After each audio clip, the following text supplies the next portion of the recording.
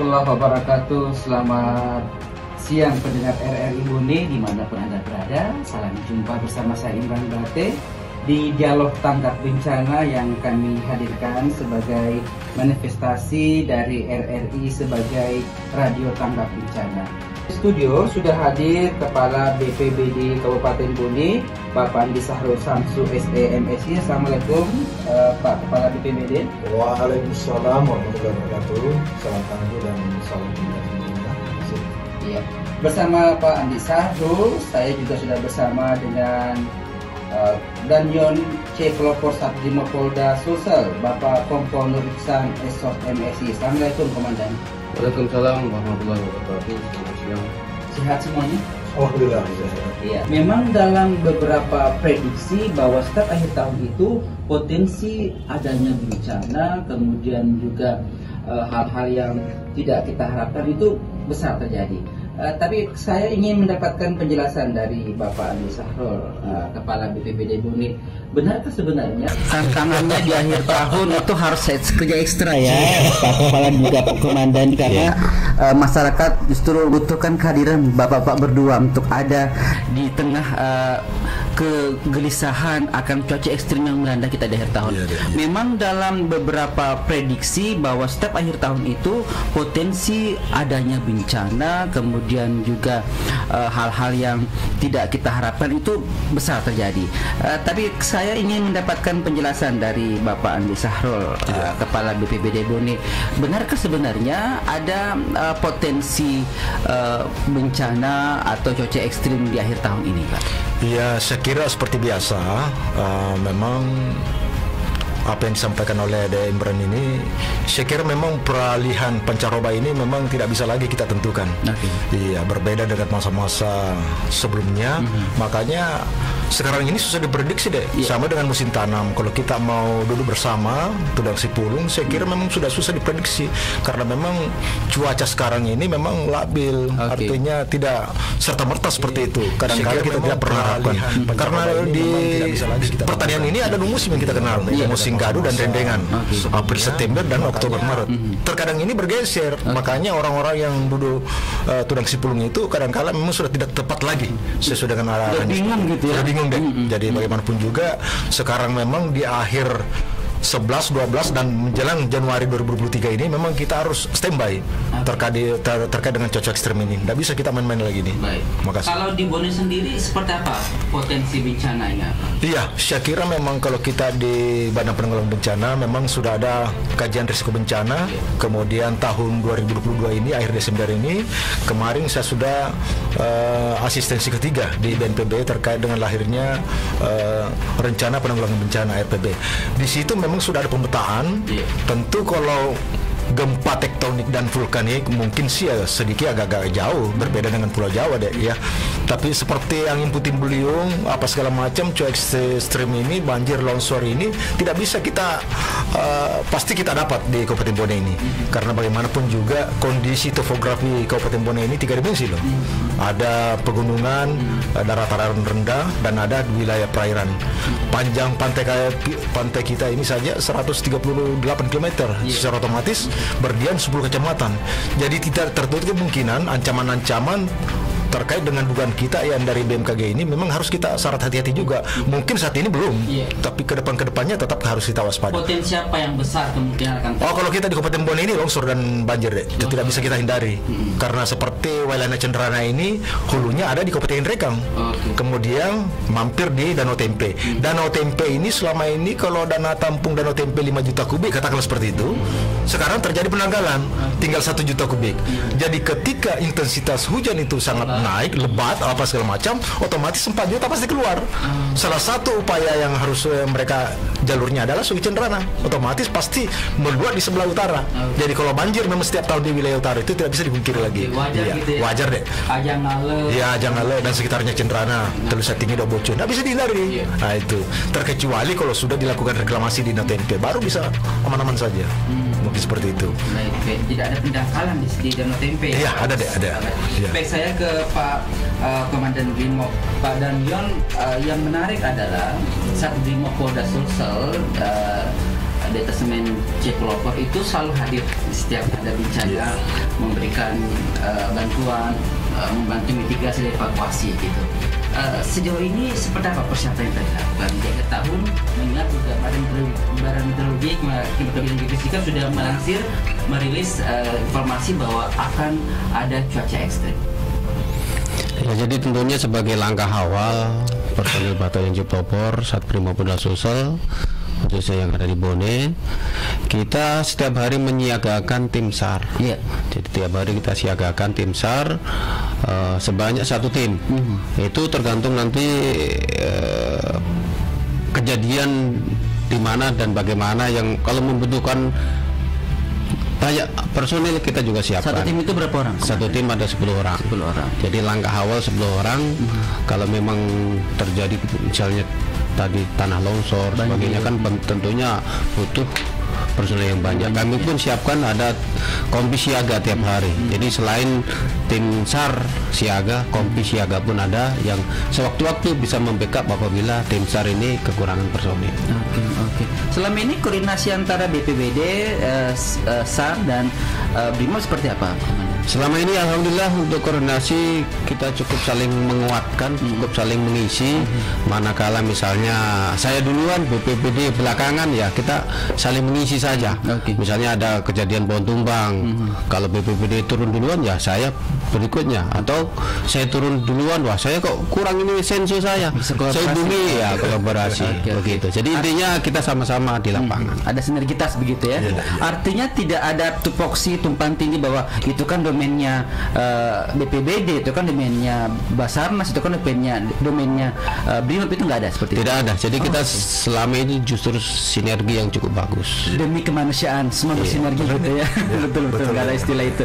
Nah, selama ini Pak Danjun Komandan, bencana-bencana apa saja yang kemudian satuan Bapak hadir untuk bisa membantu masyarakat selama ini? Ya, jadi untuk selama ini tentunya wilayah backup saya saya bukan hanya Kabupaten Bone, saya ada 6 kabupaten, Bone, Sopin, Waju, Bulukumba, Sinde, Selayar, kami Selayar saya. Jadi sudah saya lakukan atau personil Batalion lakukan, mulai dari yang musibah kecil sampai yang besar kita sudah laksanakan, termasuk bencana gempa di Palu sudah, bencana gempa di Lombok kita ikut berpartisipasi, ke gempa Selayar saya sendiri yang bawa ke sana. Kemudian yang kegiatan kecil misalnya pohon tumbang, kemudian orang tenggelam, kemudian bencana banjir, kita pun insya Allah akan selalu hadir. Dimana kalau namanya kejadian musibah kemanusiaan, diminta atau tidak diminta, saya harus hadir. Memang SDM-nya seperti memang sudah upgrade ya? Insya Allah skill untuk anggota saya senantiasa dilatih kemampuannya, dalam hal ini contohnya menyelam, kemudian mountaineering dan sebagainya yang mendukung pelaksanaan kegiatan kemanusiaan. Baik. Nah, Pak Andi Sahrul, kalau kita perhatikan memang sejauh ini alhamdulillah sebenarnya Bone masih relatif aman begitu ya. Saya kemarin 15 jam perjalanan dari Makassar ke Watampone. Luar biasa. Aduh, itu banjirnya luar biasa. Sebenarnya tidak terlalu tinggi, cuma agak macetnya itu yang ini. Nah, untuk kemudian mengantisipasi itu, bagaimana kemudian masyarakat bisa bersikap, kemudian mengantisipasi kemungkinan itu, Pak? Oh, jadi begini, ya itulah saya bilang kalau memang kita memiliki tanggung jawab dan integritas, memang itu lahir dari kesadaran kita sendiri deh. Jadi kira-kira kurang lebih 3 dusun yang ada di Dusun Lakargiki dengan Tonoe di sana itu, kurang lebih 500 kakak di sana itu memang tidak bisa lagi, tidak bisa lagi akses masuk ke. Belum ada alat berat untuk kemudian membersihkan. Belum. Ini yang menjadi persoalan karena di wilayah baru memang sudah terputus. Makanya mobil saya simpan di situ di baru jalan kaki masuk di Sadar. Jauhnya luar biasa, bukan main. Pak Daniel, kalau Daniel Group sendiri untuk kedepannya apa program-program yang disiapkan untuk kemudian juga hadir membantu masyarakat untuk penanganan bencana? Ya, jadi untuk program ke depan tentunya sesuai dengan sekarang nilai Hop Lilin, di mana untuk Brimob tidak seperti tahun yang lalu. Untuk struktur organisasi di dalam operasi Lilin yang tahun lalu Brimob adalah Satgas Banop atau Perbantuan Operasi. Untuk tahun ini untuk Brimob posisinya sebagai Satgas Kontingensi, di mana dalam Satgas Kontingensi tadi membawai 6 subsatgas, yaitu subsatgas Cibom apabila ada kejadian yang berkaitan dengan bom, subsatgas One Terror yang apabila ada penyanderaan dan sebagainya, kemudian subsatgas Intel untuk tentunya menghimpun semua informasi-informasi yang beredar ataupun yang akan terjadi, misalnya info-info kira Intel akan aja begini ya, nanti dari Satgas Intel tadi. Kemudian ada Satgas PRC ya, atau pasukan reaksi cepat, di mana ini mengawaki atau apabila terjadi sesuatu kejadian yang membutuhkan segera datang aparat keamanan, itulah kita siapkan Satgas Pasukan Reaksi Cepat. Kemudian ada Satgas KBR, Kimia, Biologi dan Radioaktif, manakala ada kejadian di dalam momen Natal tahun baru ini yang menggunakan zat kimia, ada nanti Satgas KBR. Kemudian yang terakhir ada Satgas Search and Rescue, SAR. Jadi kemungkinan ya ini sudah terjadi, contoh di Makassar sudah main dari 2 hari yang lalu. Mungkin Makassar kan ya banjir, rata-rata banjir, jadi untuk Satgas SAR akan lebih dominan main dalam kegiatan ini. Termasuk juga di Batalion C tentunya kami menyiapkan itu semua. Nah, minimal kita menyiapkan subsatgas PRC, Intel dan SAR. Di BIOM sendiri, komandan seperti apa mekanismenya ketika ada masyarakat yang membutuhkan bantuan? Jadi silahkan kalau misalnya ada bencana atau korban tenggelam dan sebagainya, silakan berhubungan langsung dengan Brimob boleh, langsung boleh, dan kami pun tanpa ada laporan yang selama ini saya laksanakan adalah saya lihat saja di grup atau ada dari Basarnas sampaikan ada kejadian orang tenggelam di sana, kami pun langsung siap. Jadi tanpa ada permintaan kami akan segera meluncur. Kemudian seperti yang disampaikan tadi Kalaksa BPBD bahwa untuk contoh korban tenggelam itu memang ada estimasi waktunya. Untuk operasi SAR itu kita laksanakan 7 hari. Itu sesuai itu maksimal ya? Ya, protap itu sudah. Program 7 hari nggak ditemukan? Ya sudah dihentikan. Namun kalau misalnya setelah lewat ada yang menemukan, kita masih siap untuk mengambil. Jadi begitu. Kemudian untuk kegiatan-kegiatan selain apa ya tadi terkait dengan laporan dan sebagainya, sekali lagi saya sampaikan bahwa tidak harus melampor langsung. Yang sering saya lakukan itu adalah saya lebih sering dapat informasi itu dari grup WA. Oh di sana ada kejadian begini, sudah langsung Intel cek kebenarannya baru kita akan turun. Jadi jangan sampai ada laporan yang kita kan pastikan dulu benar tidak. Jadi kalau oke benar, kita akan siap dan saya akan koordinasi dengan Basarnas, BPBD dan sebagainya untuk pelaksanaan tugas di lapangan. Termasuk pohon-pohon tumbang misalnya. Ya pohon tumbang biar ini butuh silahkan hubungi. Kita siap 24 jam. Masya Allah. Baiklah. Terakhir Pak Kalaksa dan juga Pak Danjon, apa himbauan Bapak kepada masyarakat Kabupaten Bone, pendengar RRI pada khususnya agar mereka bisa teredukasi dalam menghadapi bencana atau cuaca ekstrim yang marak di akhir tahun ini.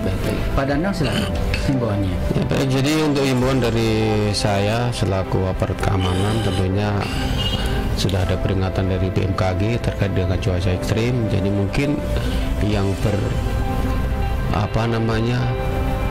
berniat akan bepergian mungkin untuk sementara ditunda dulu, karena kita tidak pernah bisa tahu yang kita lewati nanti aman atau tidak. Jadi saya himbau untuk ya sementara ditunda dulu sampai betul-betul ada penyampaian dari BMKG bahwa cuaca sekarang sudah ya istilahnya sudah pulih atau normal. Jadi silakan untuk yang punya niat untuk bepergian untuk sementara ditunda. Kemudian tentunya apabila sudah terjadi seperti yang disampaikan Kalaksa tadi, bahwa intinya bahwa kalau kita ada bencana, yang pertama kita tidak boleh panik. sehingga kita bisa berpikir saya harus berbuat apa.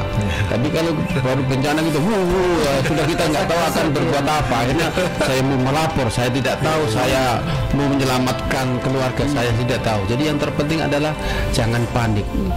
Tenang dulu, baru kita bisa berbuat itu yang susah, dan yang terpenting yang perlu kami sampaikan kepada masyarakat, pendengar dan kesemuanya bahwa BPBD kemudian Brimob, Bone semuanya bersinergi, berkolaborasi untuk selalu standby memberikan bantuan. Jangan sungkan-sungkan ketika ada keperluan terkait dengan bencana. Baik, Pak Kompol Nur Iksan SMSI, terima kasih atas waktunya. Sama-sama. Kemudian juga Bapak Andi Sarul Samsu SMSI, terima kasih. Terima kasih banyak, luar biasa.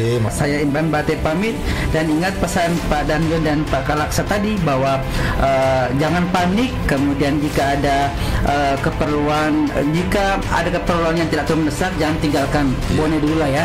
Stay di rumah dulu sampai kemudian kondisi cuaca sudah dikatakan aman oleh BMKG.